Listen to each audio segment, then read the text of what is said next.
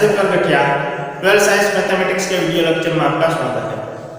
आज के हमारे इस वीडियो लेक्चर में एक बहुत ही important chapter number 6 application of derivatives के बारे में डिस्कस करने वाले हैं। ये इंपॉर्टेंट इसीलिए है कि इसमें से आपको एग्जाम में एक 4 मार्क्स का क्वेश्चन, एक 2 मार्क्स का क्वेश्चन और कुछ एमसीक्यू पूछे जाने वाला है। क्लियर? तो ये चैप्टर को हम अच्छे से और शांति से पढ़ने वाले हैं, क्योंकि इस चैप्टर की बात करूं मैं तो इस चैप्टर को हमें अच्छे से समझना पड़ेगा, क्योंकि अगर नहीं समझोगे तो हम सम करने में गलती करेंगे। क्लियर? क्योंकि जहाँ कौन सा फॉर्मूला यूज होता है, कहाँ क्या होता है, वो हमें सब कुछ अच्छे से देखना पड़ेगा ये चैप्टर में। क्लियर? तो चैप्टर के शुरुआत हम बेसिक से करेंगे। बेसिक देख लेते हैं पहले, फिर हम चैप्टर की शुरुआत करते हैं। क्लियर? तो हमें एक्सरसाइज 6.1 जो सॉल्व करनी है वो इन फॉर्मूला से करनी है। तो हम पहले तो फॉर्मूला देखेंगे, फिर एक्सरसाइज 6.1 के ऊपर जाएंगे। ठीक है? तो चलो देख लेते हैं 1 बाय 1 फॉर्मूला। तो देखो फर्स्ट जो है वो सर्कल है। ये देखो पहले तो आपने ये सब कुछ पढ़ रखा पहले से, ये कुछ नहीं आ रही है, मैं तो रिवाइज करवाता हूँ, रिवाइज करवा देता हूँ आपको। देखो सर्कल, तो सर्कल का एरिया कितना होता है, पाई आर स्क्वायर जितना होता है। उसका सर्कमफ्रेंस जो होता है वो कितना होता है, 2 पाई आर जितना होता है। क्लियर? क्यूब देखो, क्यूब में क्या है कि उसका एरिया, क्यूब का एरिया कितना होता है, 6l स्क्वायर जितना। क्लियर? कितना होता है, 6l स्क्वायर जितना होता है। और उसका जो वॉल्यूम होता है वो क्या है, l क्यूब होता है। क्योंकि ये देखो क्यूब का शेप है, तो क्यूब में क्या होता है, सभी जो हमारी लेंथ है वो इक्वल होती है। लेंथ और ब्रेथ दोनों क्या होती है, इक्वल होती है। अगर लेंथ और ब्रेथ को हम l माने तो उसका एरिया कितना होता है, एरिया यानी क्या होता है भाई, लेंथ क्रॉस ब्रेथ। तो इसकी लेंथ भी l है, ब्रेथ भी l है, तो क्या होता है, l स्क्वायर। पर कितनी बार ये होता है, देखो 6 बार होता है ना, क्यूब में 6 बार होगा तो 6l स्क्वायर। अब वॉल्यूम क्या होता है उसका, l क्यूब। क्लियर? क्यूब का स्फीयर देखो, तो स्फीयर में देखो सरफेस एरिया कितना हमें मिलेगा, 4 पाई आर स्क्वायर। ये स्फीयर है, 3 डायमेंशन में आप इमेजिंग कर लेना, स्फीयर है बॉल प्रकार का। तो उसका सरफेस एरिया जो होता है 4 पाई आर स्क्वायर होता है, और जो वॉल्यूम होता है वो कितना होता है, 4/3 पाई आर क्यूब जितना होता है। क्लियर? चलो सिलेंडर देखो, तो सिलेंडर का शेप ऐसा होता है, यहाँ भी ये जो है ना वो रेडियस है, ये भी रेडियस है, और जो बीच का जो पार्ट है उसकी हाइट है। क्लियर? तो सिलेंडर है ना, उसका कट सरफेस एरिया, हम कट सरफेस एरिया क्यों लिखते हैं, कट सरफेस एरिया का मतलब क्या होता है कि भाई जो हमारे पास सिलेंडर है ना, उसका ऊपर का और नीचे का जो भी पार्ट है ना वो नहीं है। मतलब आप इमेजिन करो कोई पाइप है, कोई पाइप है, तो पाइप का ऊपर का और नीचे का अगर हम बंद जो है हमें बंद कर दे, वो हम काट दे तो खुला हो जाएगा, पाइप ओपन हो जाएगा। तो ये ओपन पाइप यानी वो इसको हम सिलेंडर मानते हैं। तो उस सिलेंडर का कट सरफेस एरिया कितना होता है, 2 पाई आर एच।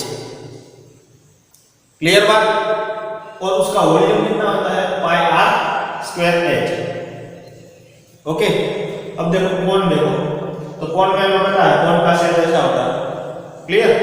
तो कोण का सरफेस कट सरफेस एरिया क्या होता है, CSA का मतलब क्या होगा, कट सरफेस एरिया। तो कट सरफेस एरिया कितना होगा, पाई आर एल जितना, और उसका वॉल्यूम कितना होगा, 1/3 पाई आर स्क्वायर एच। अब देखो सिलेंडर और कोण को कंपेयर करो, सिलेंडर और कोण को कंपेयर करो तो उसका वॉल्यूम देखो दोनों का। तो सिलेंडर का वॉल्यूम क्या है, पाई आर स्क्वायर एच, और ये कोण का वॉल्यूम क्या है, 1/3 पाई आर स्क्वायर एच। मतलब सिलेंडर का जो भी वॉल्यूम है उसको 1/3 लगा दो तो ये क्या हो जाएगा, कोण का वॉल्यूम। आई बात समझ में? रेक्टेंगल में तो आप इजी आप बता सकते हो कि भाई उसका एरिया क्या होगा, लेंथ क्रॉस ब्रेथ जितना। क्लियर? ये भी रेक्टेंगल में ये भी लेंथ होती है और ये दोनों क्या होती है, ब्रेथ होती है, L cross B।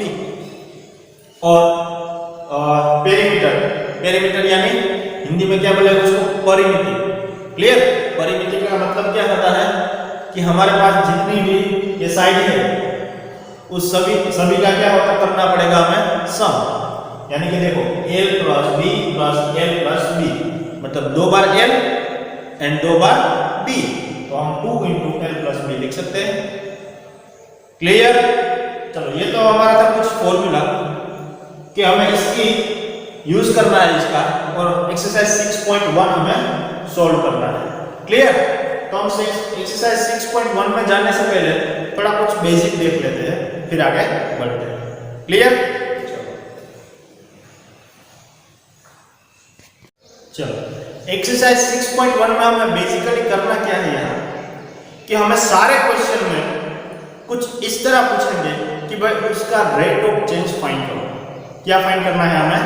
Rate of change.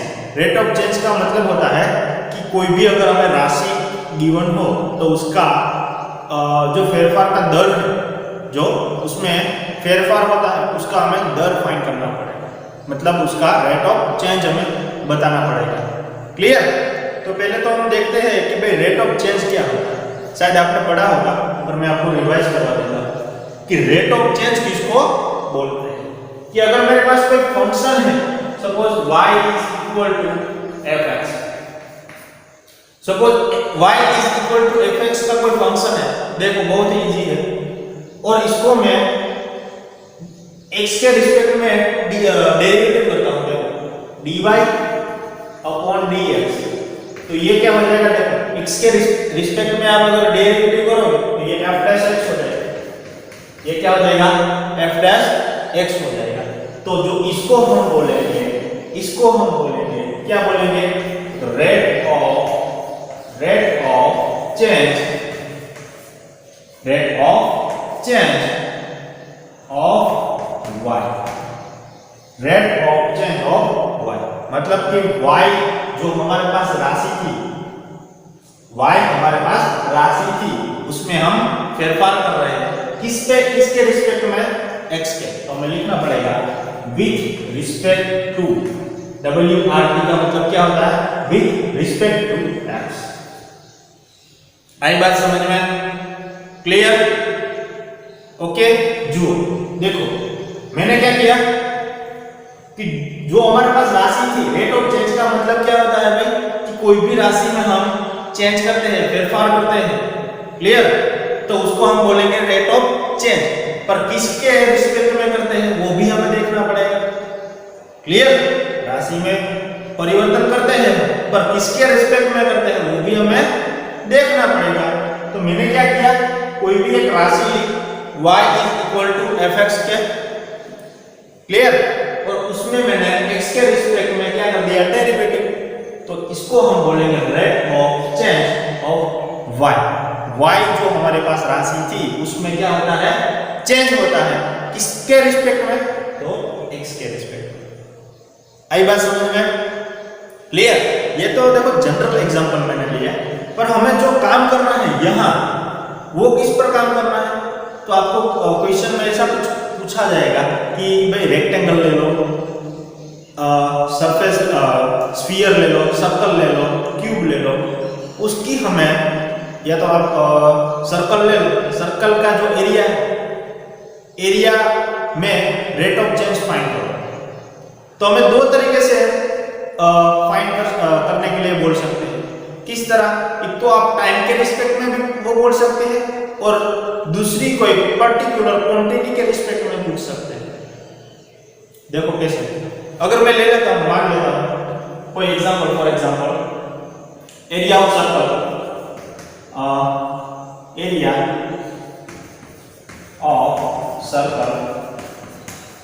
Of equal to इज इक्वल टू क्या होता है भाई, देखो पाई आर स्क्वायर होता है। जो मैंने आगे फॉर्मूला आपको लिखा है वो सब कुछ आपको दिमाग में बिठा लेना। क्लियर? क्योंकि अगर ये फॉर्मूला नहीं समझ में आएगी तो एक्सरसाइज 6.1 नहीं कर पाओगे, या तो आप चार्ट बना लो, सुबह शाम एक बार पढ़ लो। क्लियर? तो 2-3 दिन में आपको अच्छे से समझ में आ जाएगा। तो एरिया ऑफ सर्कल कितना होता है, पाई आर स्क्वायर होता है। तो हमें अब राशि क्या गिवन है, देखो एरिया गिवन है। तो एरिया में हमें अगर आपको पूछे कि भाई रेडियस के रिस्पेक्ट में इसका रेट ऑफ चेंज फाइंड करो, तो हम क्या करेंगे, जिसके रिस्पेक्ट में हमें क्वेश्चन में पूछे कि भाई इसके रिस्पेक्ट में रेट ऑफ चेंज फाइंड करो, उसके रिस्पेक्ट में हम डेरिवेटिव करेंगे। मतलब कि dA अपॉन dr करेंगे। क्लियर? तो ये क्या हो जाएगा, देखो ये तो पाई तो कांस्टेंट है और r स्क्वायर का क्या हो जाएगा 2r, और r का क्या होगा dr बाय dr। क्लियर? तो ये अल्टीमेटली हमें क्या मिलेगा, देखो dA upon dr is equal to 2 pi r। क्या मिलेगा 2 pi r, dr upon dr क्या हो जाएगा 1। क्लियर? तो ये हमें देखो रेडियस के रिस्पेक्ट में हमें पूछा था रेट ऑफ चेंज, तो इसको देखो क्या बोलेंगे कि rate of change of a with respect to r। इसके अकॉर्डिंग देखो rate of change of y, तो यहां क्या आ जाएगा a with respect to r। आई बात समझ में? और इसमें भी आपको अगर पूछे कि कोई पर्टिकुलर वैल्यूज क्या आ गया हम फाइंड करो, अगर आपको बोले कि भाई r इज इक्वल टू कोई r0 पॉइंट पर इसका रेट ऑफ चेंज फाइंड करो, तो हमें क्या करना पड़ेगा dA बाय dr, इसको हम r is equal to r0 point पर हमें रेट ऑफ चेंज अगर फाइंड करना हो तो हम ऐसे लिखेंगे। क्लियर? तो r की जगह हम क्या लिख देंगे r0, बाकी कोई डिफरेंस नहीं है। देखो 2 पाई r0। आई बात समझ में? ये तो रेडियस के सापेक्ष में था, रेडियस के रिस्पेक्ट में था। अगर आपको पूछे कि टाइम के रिस्पेक्ट में इसका रेट ऑफ चेंज फाइंड करो, तो कैसे करेंगे? देखो बहुत ही आसान है कि भाई area of circle is equal to 2 pi r square. Okay, अब हमें इसका रेट ऑफ चेंज फाइंड करना है विद रिस्पेक्ट टू t। तो हमें जिसके रिस्पेक्ट में रेट ऑफ चेंज फाइंड करना है उसका क्या करेंगे हम डेरिवेटिव, मतलब कि dA बाय dt करेंगे। तो यहां क्या आ जाएगा, देखो पाई तो कांस्टेंट है और r स्क्वायर का क्या हो जाएगा 2r, और r का क्या मिलेगा dr अपॉन dt। आई बात समझ में? तो ये क्या हो जाएगा dA upon dt is equal to 2 pi r into dr upon dt। Clear?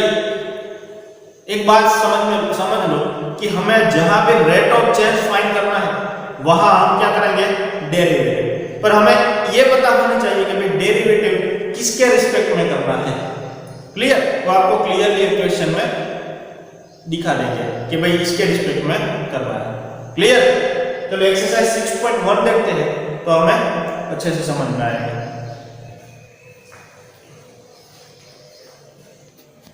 चलो एक्सरसाइज नंबर 6.1 देखो, उसमें क्वेश्चन नंबर 1 देखो क्या है इसमें कि find the rate of change, हम रेट ऑफ चेंज फाइंड करना है of the area of a circle. Clear? with respect to its radius r when r is equal to 3 centimeter and r is equal to 4 centimeter। देखो इस question में हमें क्या find करना है, find the rate of change, मतलब rate of change find करना है। किसका रेट ऑफ चेंज फाइंड करना है?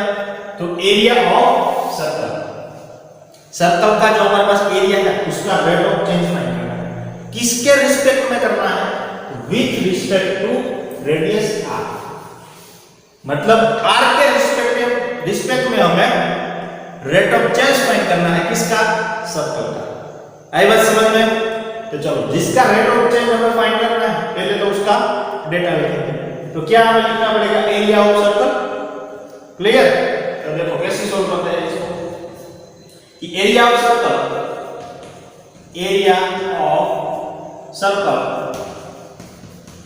A इज इक्वल टू कितना होता है भाई पाई r स्क्वायर।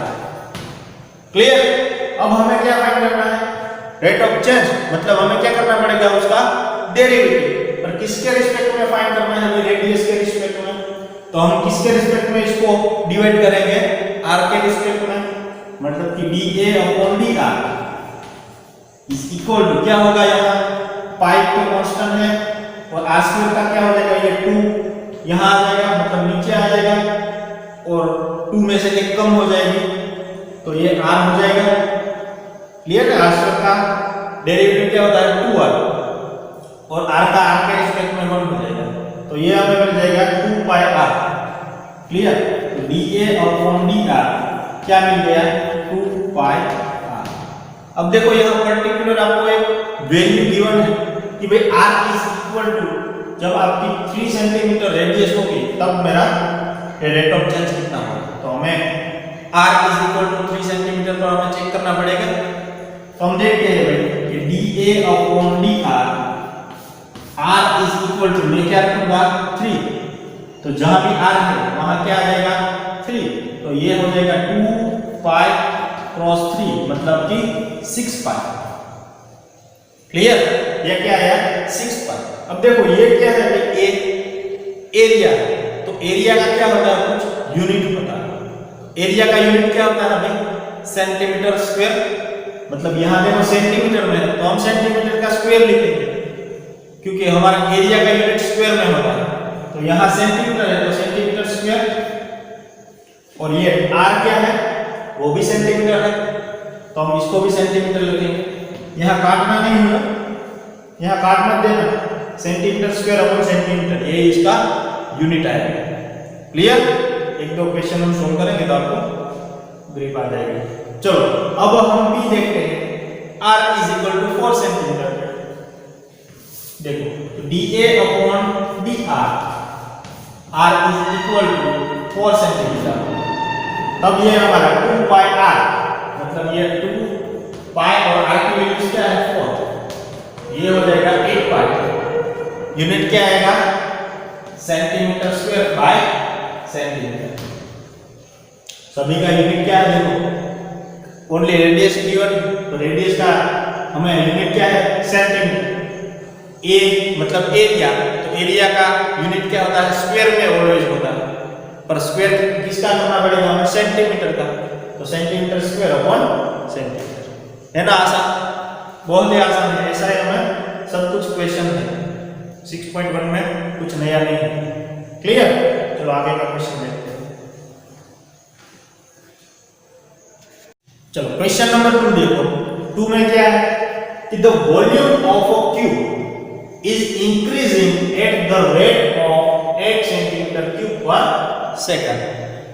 फर्स्ट लाइन में क्या है? देखो कि जो क्यूब का वॉल्यूम है वो इंक्रीज हो रहा है 8 सेंटीमीटर क्यूब पर सेकंड के रेट से।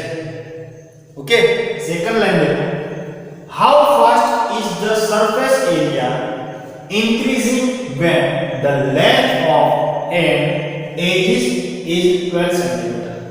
मतलब क्यूब की जो एज है उसकी 12 सेंटीमीटर जब है तब उसका सरफेस एरिया वो कितनी जल्दी से इंक्रीज होगा ये हमें बताना है। क्लियर? तो पहले तो हमें गिवन क्या है? क्यूब का वॉल्यूम इंक्रीज हो रहा है 8 सेंटीमीटर क्यूब पर सेकंड से रेट से।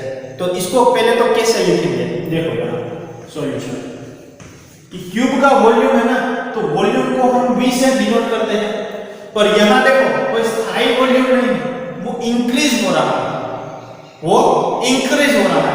जब इंक्रीज हो रहा है तो हम उसका क्या लिखेंगे? डेरिवेटिव। तो हम dv लिखेंगे, पर किसके रिस्पेक्ट में इंक्रीज हो रहा है वो हमें देखना पड़ेगा। वो कहां से मालूम पड़ेगा? देखो वो इसका यूनिट से, इसका यूनिट से। तो यूनिट देखो सेंटीमीटर क्यूब, तो वो किसका यूनिट है? वॉल्यूम का। पर सेकंड, तो सेकंड किसका वो यूनिट है? टाइम का। तो हमें इसको किसके रिस्पेक्ट में डेरिवेटिव करना पड़ेगा? टाइम के रिस्पेक्ट में। dt इज इक्वल टू क्या होगा? 8 सेंटीमीटर क्यूब पर सेकंड। आएगा समझ में?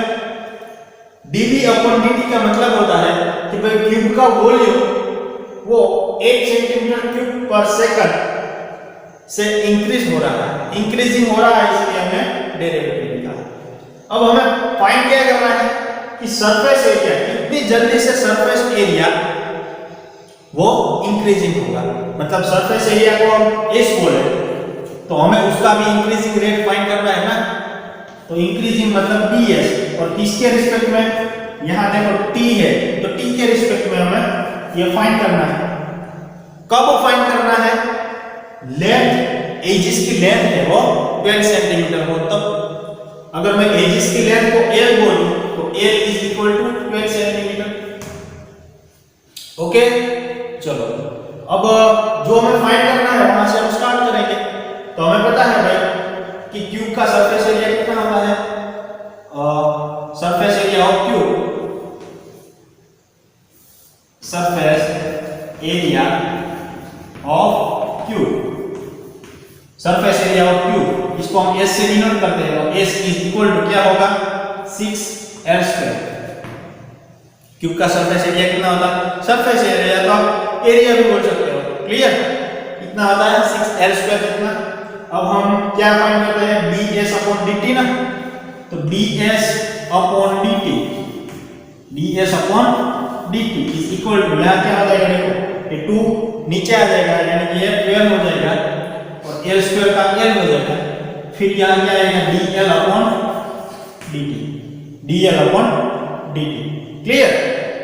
तो चलो यहां पर फिर से दिक्कत आ गई क्योंकि dl/dt तो हमें dl/dt हमें यहां कुछ गिवन नहीं, क्लियर, तो यहां से हम हट जाए, पर देखो ये हमें गिवन है dv/dt, तो ये कोई शौक के लिए हमें गिवन नहीं है, इसका कुछ ना कुछ तो यूज होगा, क्लियर। तो चलो हम इसका यूज करते हैं, इसको इक्वेशन नंबर 1 मान लेते हैं। तो हमें पता है कि क्यूब का वॉल्यूम क्या होता है, volume of cube, v is equal to क्या होता है, वॉल्यूम l क्यूब होता है भाई, क्लियर। अब इसका डेरिवेटिव और t के रिस्पेक्ट में dv/dt, तो ये हो जाएगा 3l² इनटू dl/dt। चलो यहां से dl/dt हम फाइंड कर लेते हैं। dv/dt क्या हमें गिवन है देखो 8, तो यहां हम लिख देंगे 8, और ये मल्टीप्लिकेशन में है, इस साइड आएगा तो डिवाइड में चला जाएगा, तो ये हमें मिल गया dl/dt। अब dl/dt की वैल्यू हम इक्वेशन नंबर 1 में रख देते हैं, तो